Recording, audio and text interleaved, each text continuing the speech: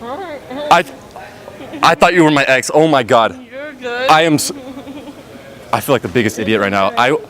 You look just like her. I am so freaking sorry. It's okay. I can pay for that. No, it's This is so okay. embarrassing. I am so sorry.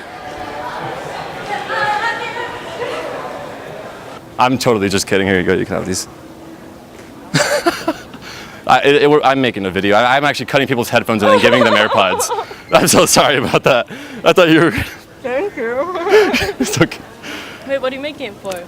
I make YouTube videos and Facebook videos. The You're channel's like a YouTuber? yeah. The channel's called That Was Epic. If you want to check it out. Are you okay with being in the video? Yeah, that's fine. Awesome. Okay. So you would prefer AirPods than the wire ones? Sweet. Okay. I was so Perfect. confused. Well, thank you so much, and hope you have a wonderful day. What's up, guys? Welcome back to That Was Epic. Today, I'm going to be cutting people's headphones, but then I'm going to be giving them AirPods right after.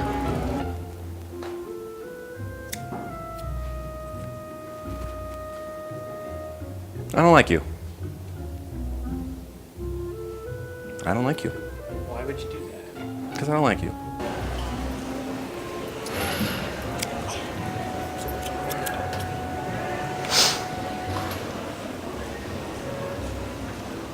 What's that for? I don't know. I've been having a bad day.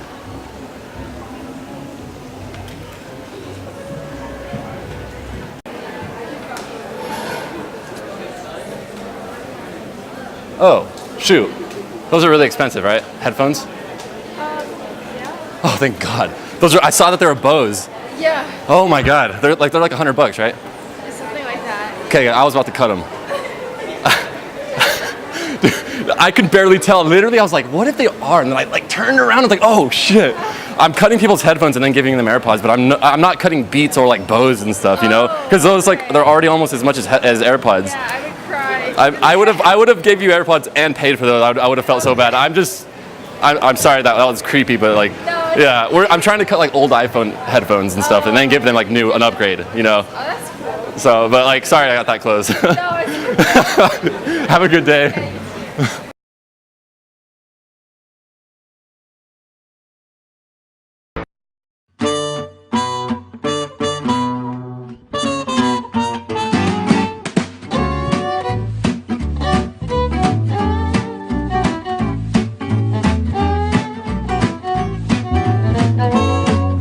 You're not gonna raise that f***ing price. You understand me?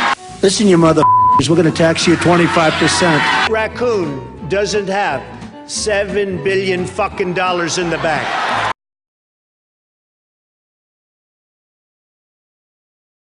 Well, I mean, we've never had a president that's been entangled in this many scandals. I know Bill Clinton had some scandals that were sexual in nature, and of course, Richard Nixon had scandals about corruption. But Trump's been entangled in every type of corruption scandals about sexual assault, abuse of power, and it's one scandal after another.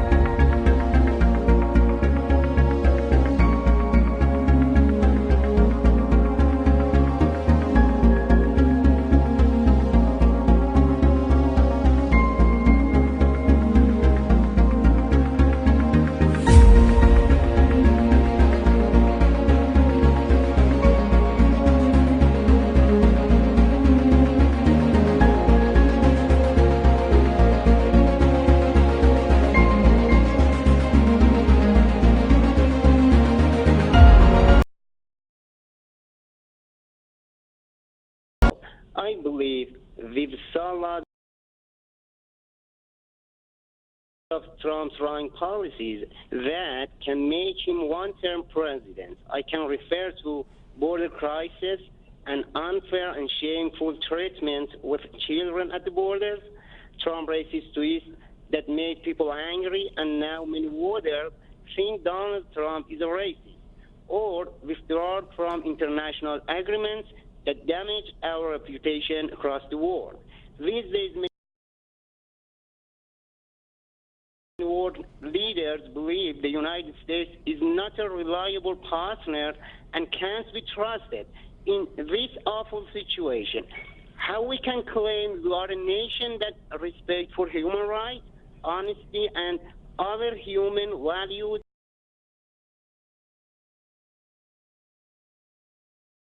As you know, Iran is the biggest regional power in the Middle East. They have great ballistic missile arsenals, and waging war with this country can destabilize all parts of the Middle East. The JCPOA is a good example of that.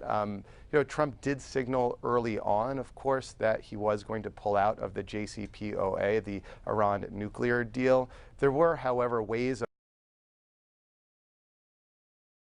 pulling out without scuttling the deal entirely. Just imagine if we could possibly have a proper negotiation with Iran instead of withdrawal from JCPOA, and instead of selling $1 million of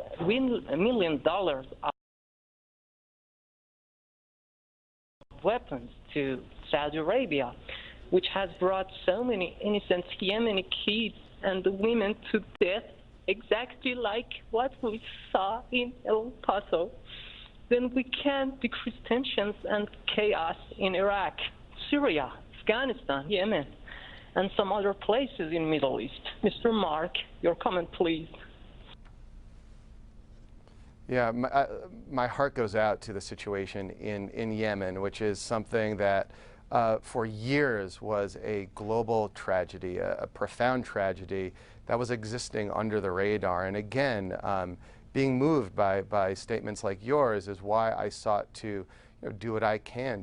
Warning system. I heard some of your audience mentioned our tensions with Iran, and they wanted to show this country as a poor country that America is enduring, and I disagree with them. And I want to say, I think we are acting just way too much kind with countries like Iran, and we should be more consistent when it comes to Iran. I really don't know why a lot of people disagreed with President Trump when he said we should destroy this bully country. For sure, Iran is our enemy and a threat to our benefits, especially on Middle East. Iran is the only country that shut down our drone and laughed at us when we did nothing in return. This country is intervening our policies and democratic actions, not only in the Middle East, but also in the America itself. They're publicly showing off their precision-guided missiles, and I saw you retweeted a tweet that was criticizing sanctions on Zarif. Seriously, I couldn't understand how could you be so weak as a commentator in the most powerful country in the world when it comes to Iran. Thank you. Mark Goldberg, give you a chance to respond. Yeah, so I think one important thing that the Iran nuclear deal did was sort of separate Iran's nuclear program from the other basket of challenges that the United States has with Iran around the world, whether it's their support for proxy militias, their sort of spread of hateful ideology. This took the most existential threat to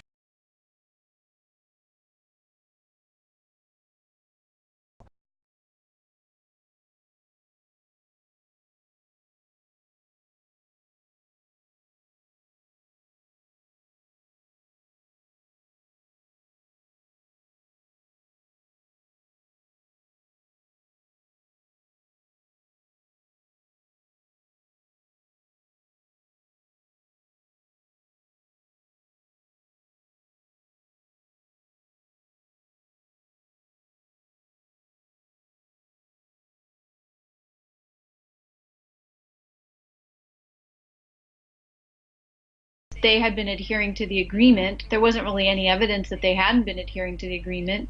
And in fact, people within Trump's own administration, such as the Secretary of State, Mike Pompeo, and even the former Secretary of Defense, had thought that Iran had been holding up its end of the bargain.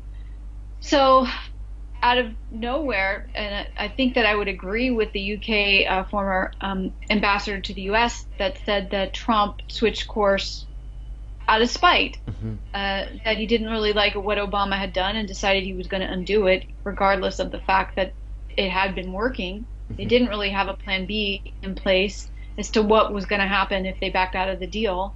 And they put Iran into a corner where Iran had no choice but to do what it often does when it is cornered, and it acts bolder and it takes on more risks, and it engages in various types of hybrid warfare, which are difficult for the U.S. to deal with.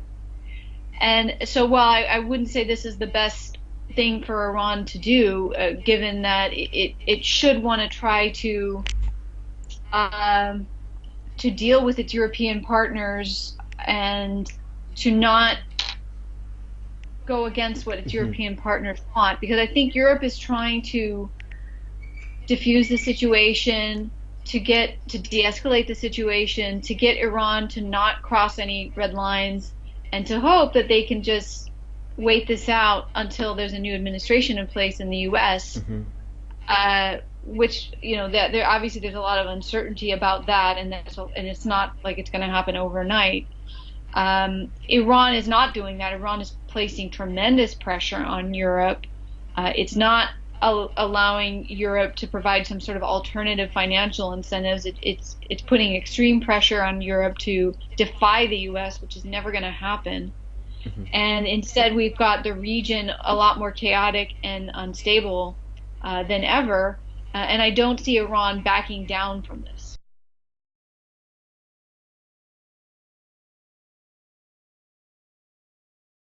Who are impacted are the middle class or entrepreneurial class or just everyday working class people. They're the ones that see the effects of the sanctions, where Iran has, you know, over 50% inflation, you know, 13, 14% unemployment rates, economic growth rates under 2%. The people that are hit hardest by this are just sort of ordinary people.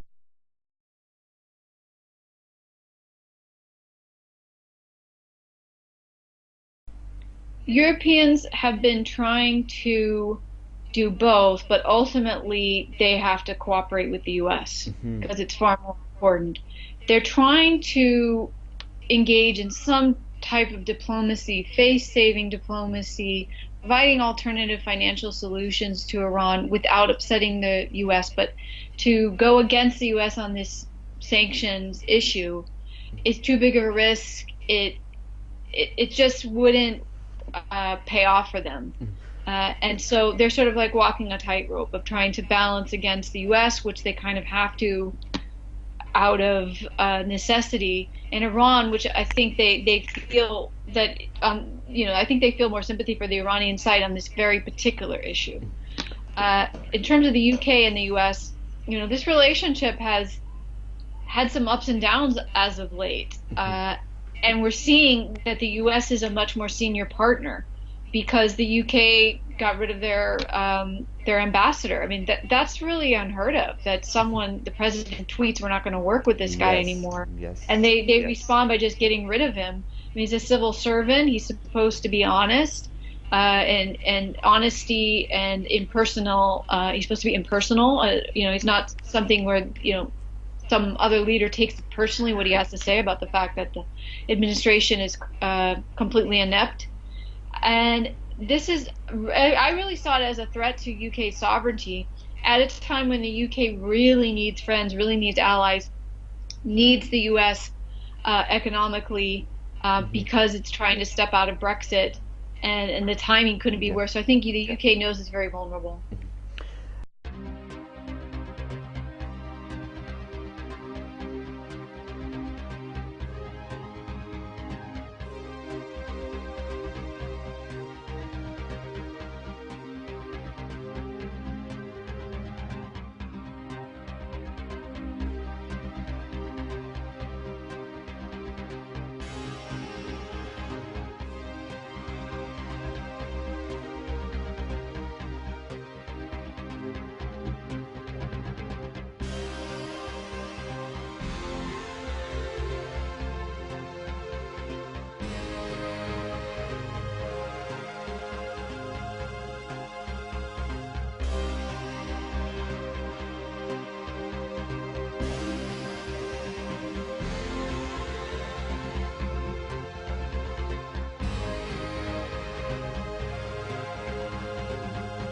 In this particular instance, I don't believe it's the deal of the century.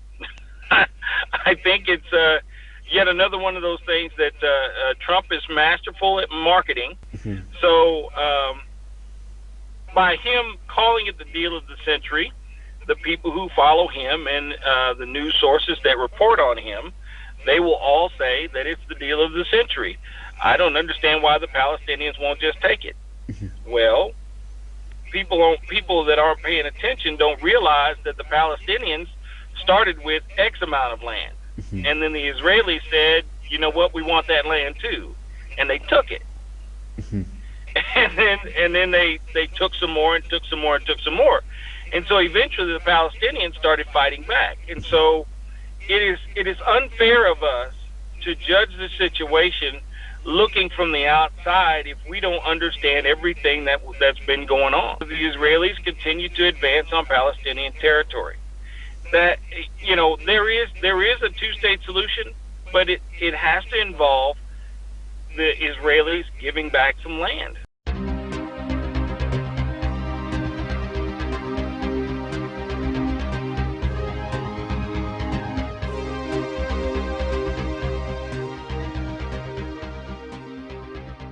His pulling out of the JCPOA with Iran that took years to negotiate and to a final signature really blindsided a lot of the other parties to the agreement.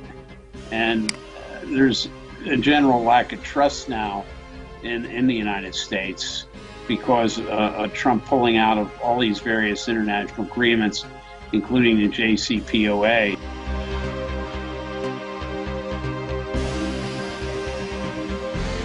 Unfortunately, our current president, he made a choice to pull us out of the Iran nuclear deal that was negotiated by us and our allies. And I feel that it was an extreme betrayal of our allies to have backed out of a deal. Unfortunately, our president seems to think that the United States can go it alone. He believes that because we're the biggest kid on the block, we can dictate what everybody else does.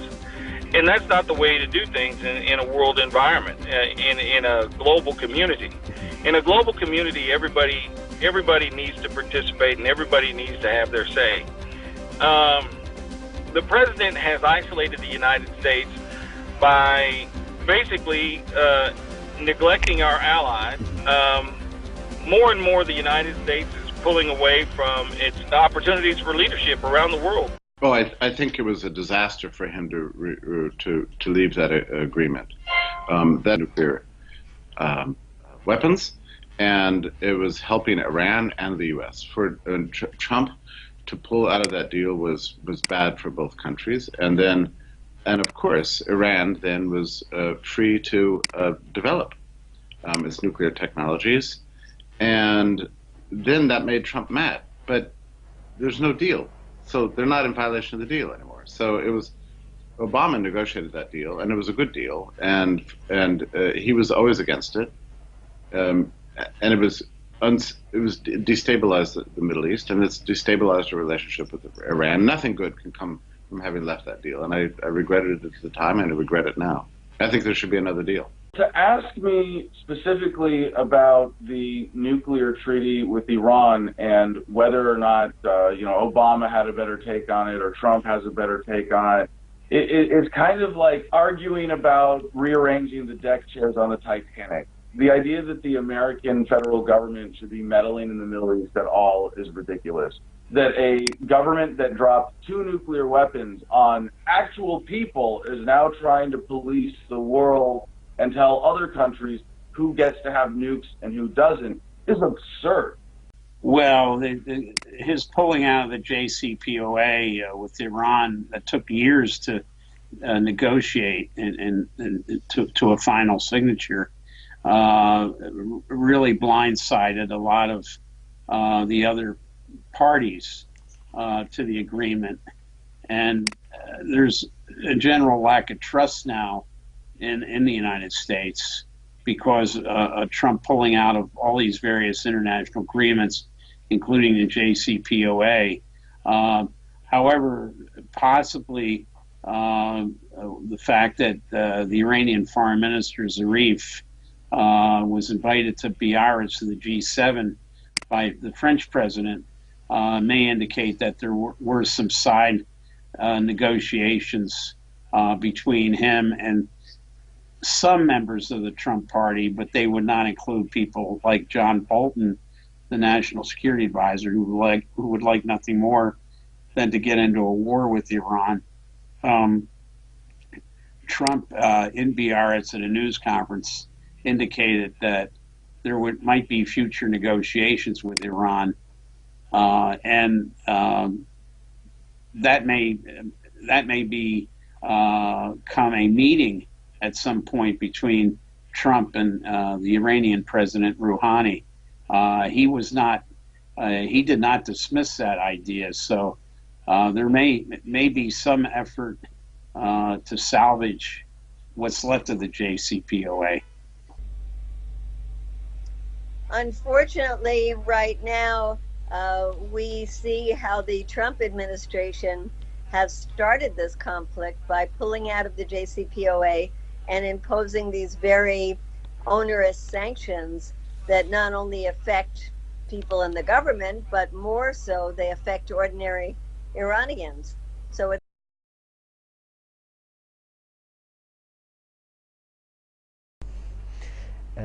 Trump tweeted a thread today and told freshman congresswomen to go back to the countries they came from, like, for example, Alexandria Ocasio-Cortez and Ilhan Omar, Rashida Tlaib. These kinds of behavior show that how racist Trump is, I think. Lots of activists and websites covered that and said that it is a pure racism. What do you think about it? Well, Trump has had a history of making statements that are very racist. He started off his campaign by calling some Mexicans rapists. Yes.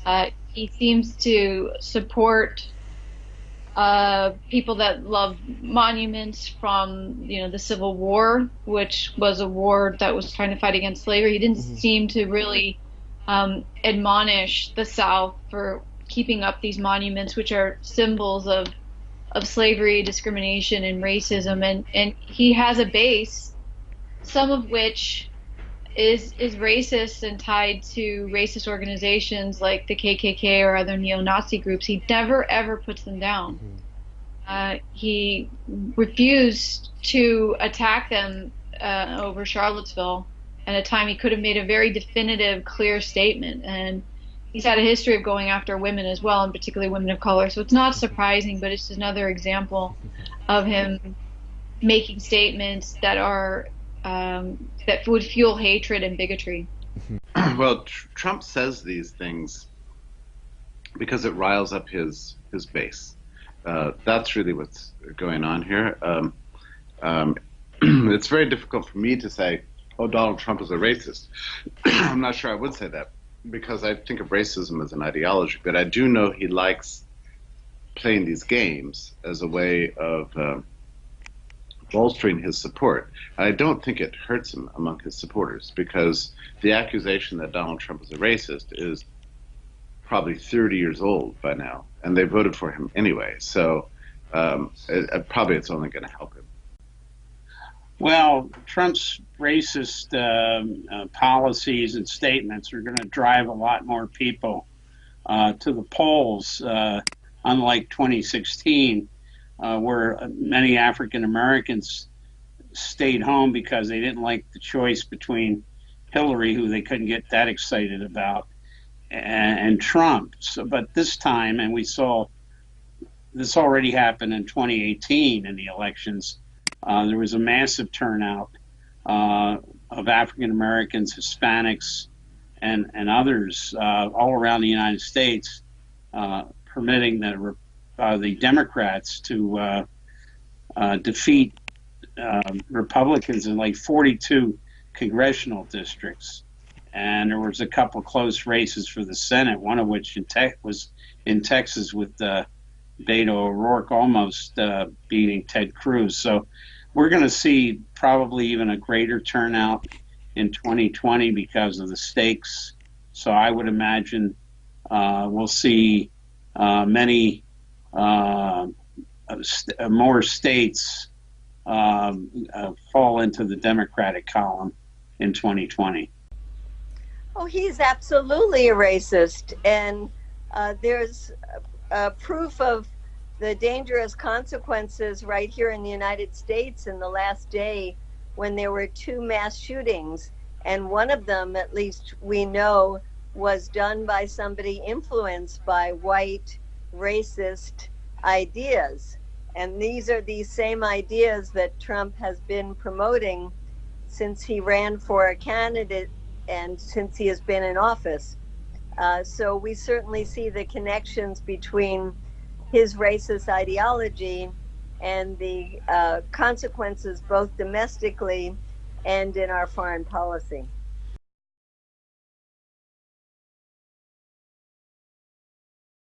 The immigration issue wasn't even an issue until Donald Trump made it one. Republicans have traditionally favored immigration, and for good reasons. So he's changed the whole party's attitude towards this. There is no immigration crisis. He created, to the extent we have a crisis, and now in this country we have a labor shortage, and it's actually getting more severe all the time. And it's because he's created such an environment of fear that immigrants are afraid to come here, or they can't come here. People are afraid even to hire them anymore. And if this continues, we're going to see whole industries suffering. Particularly right now, the restaurant industry is under extreme pressure. And let's not forget that the crackdown on immigration has led to a crackdown on American business for hiring immigrants. So now they're being investigated and harassed and having to have immigration control authorities come in and ransack businesses. It's un-American, and it's nasty, and it's bad for everyone. Yes, I think immigration is going to be a major issue going into 2020. But what we see at the border is not so much a border crisis, so much as a government attempting to limit freedom of movement of human beings who have a right to travel, impeded only by the property of others. The border crisis goes much deeper than any of the superficial manifestations of it that we see today, as tragic as they are, and they are absolutely tragic, that we see so many people's rights violated, that we see people being put into horrific conditions. Well, the border crisis is going to result, as we already saw in 2018, Hispanics that voted in large numbers for previous Republicans, like George W. Bush, aren't going to vote Republican again. And we're going to see, as we saw in 2018, a massive turnout by Hispanics that will probably put Arizona in the Democrats' column for the presidential election, but also maybe Texas. And if Texas goes Democratic, I think that could basically spell the end of what has become the Trump political party, the Republicans. I think there'll be an effort to purge Trump loyalists from the Republican Party if that should happen. So my last question, I don't want to take your time. My last question refers to the immigrants' situation on the border, Mexican border. Some days ago, a child found dead while lost nearly a third of his body weight in a matter of days. What doctors found US officials have done to caged kids, children's fingers crushed by cell doors, incorrect vaccine doses, and missed diagnoses. What is your opinion about it? I think it's just a dreadful violation of the basic human rights of people who are fleeing violence, oppression, and want to seek refuge in the United States. To be denying them that right is a violation of international law, but it's also a violation of the basic morals of the American people. Many of the people who are fleeing violence in countries that are supported by the United States, such as Honduras, where the US has supported a coup there, and a coup government that has led to tremendous violence and forced people to flee. And when they get to the US border, they are denied the right to come in. They are treated like animals. They are separated from their children. And it's a terrible policy that those of us who care about human rights are trying to change.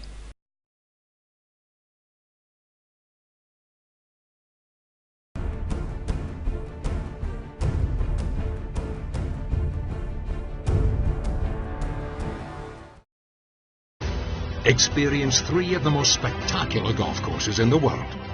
Trump Doonbeg, set among Ireland's ancient dunes on the wild Atlantic Way. Trump Townbury, an iconic landmark for over 115 years and host to 4 Open Championships. Trump International Scotland, a 5-star resort ranked as one of the world's best links courses. Visit trumpgolf.com today to book your ultimate links tour. I don't know if you follow Trump's tweets completely or not, but he has started. It was strange that I watched a tweet. I saw a tweet yesterday that he has started commercial advertising on his Twitter account about his golf courses. As far as I'm concerned, it's not appropriate for POTUS to abuse of his position in order to promote his own properties. As you probably know, many people criticized him, especially on social media. What do you think about these kind of actions that Donald Trump does? It's abuse of power. I mean, he's been blurring the lines of power since he came into office. He never really stepped away from his businesses fully, and all of his family members have been benefiting from their powerful positions in the government and enacting policies that directly benefit their business interests. It's just totally corrupt. Nothing about it is surprising at this point. All of his family members have benefited from, whether it be tax breaks on people that own golf courses. He's not even trying to hide it in some ways. I don't know how his supporters don't see this, but it's been a total abuse of power, an inability to distinguish between what is really public power and find his own private power. Blurring of public and private, and it's a violation of the emoluments clause. Trump never stops promoting his own interests, whether it's his personal power or the profitability of his enterprises. And I do think it does raise profound issues about a conflict of interest. But unfortunately, in the age of Trump, he seems to be able to get away with everything, because I think part of his strategy is to do something outrageous every single day. And no matter what he does, his supporters love him. And then his opponents hate him. So I don't think it'll ever be a source of controversy, unfortunately, because every day there's something else he does that's a violation of traditional protocols for a president. Every day, every single day. Well, he definitely promoted his golf course and resort in Doral outside of Miami in France. At a news conference, he was asked whether the G7 next year, which may be the G8, because Trump talked about inviting Putin and readmitting him into the group of nations.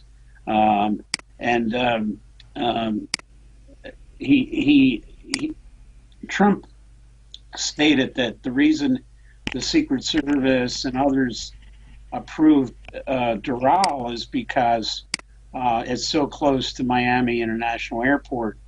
Then he stated that other similar venues were like an hour or several hours away, which is not true. He lied about that. There's many similar venues very close to Miami Airport, in Miami Beach, in Miami itself, in other surrounding areas. And he also said that it was very secure at Doral, but about a year and a half ago, someone walked into the lobby at the Doral Country Club and shot it up, fired off a weapon. And so that shows a real lack of security at Doral. Doral is losing money, so here again, we see Trump trying to promote one of his properties for the G7, and where it's only going to enrich a property which he's been losing money on. This is probably the worst case of Trump violating the Constitution's emolument clause, which states that a president cannot benefit financially from accepting money from foreign entities and also domestic entities. It applies to both. And if the G7 is at Doral, he'll be taking payments from the other delegations that'll be sending their leadership to that particular venue. So he stands to make quite a lot of money from Doral. It's absolutely true. I live in Washington, D.C., and we see at the Trump Hotel that all kinds of delegations go in and out staying there, and they all want something from the government. There are representatives of the Saudi government that stay there on a regular basis, providing tens of thousands of dollars of income to him. And there are not only other foreign governments that use the hotel, but contractors that work with the U.S. government. And this is just one example in one property. But as we know, he has properties all over, and he has been using them to get more business while he is president. And I think it's a total violation of U.S. law.